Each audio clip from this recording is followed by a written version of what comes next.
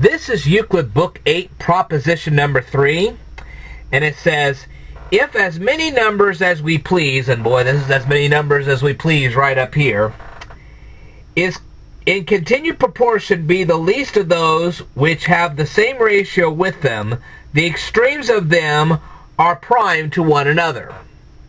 Let as many numbers as we please, A, B, C, and D. Now this will be A, this will be B, this will be C, and this will be D. Those are the first 4 numbers. They are in a continued proportion. Now, I've spoken about that previously. Okay? Be the least of those which have the same ratio with them. Okay? I say that the extremes of them, A and D, now this is what we're going to say. We're going to say that A and D, at the end, are prime to one another.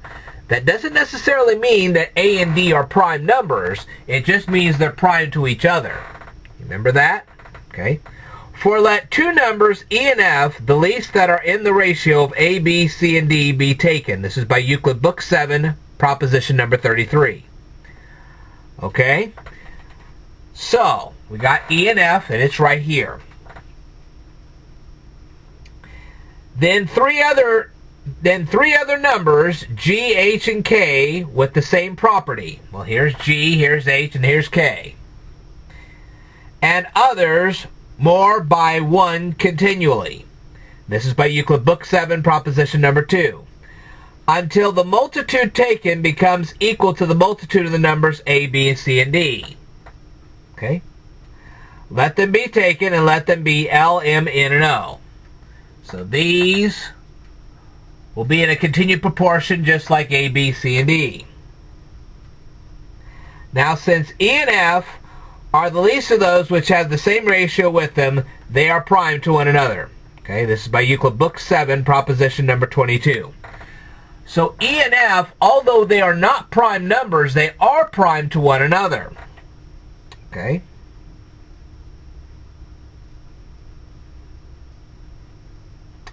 And since the numbers E, F, by multiplying themselves respectively, have made the numbers G and K, okay, so you say, well, what's the instruction here? Well, E times itself is made G, okay, and F times itself is made K. Okay, hold it. E times itself is made G, F times itself is made K. Okay? And by multiplying the numbers G and K, so E times G, of course, is going to make L. E times G makes L. And F times K is going to make O. This times this is going to make O right here. Okay?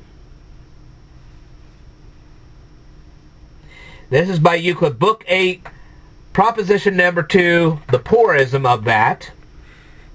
Therefore, both G and K, okay, and L and O are prime to one another. So, G and K are prime to one another even though they're not prime numbers. L and O are prime to one another, but they're not prime numbers. Okay?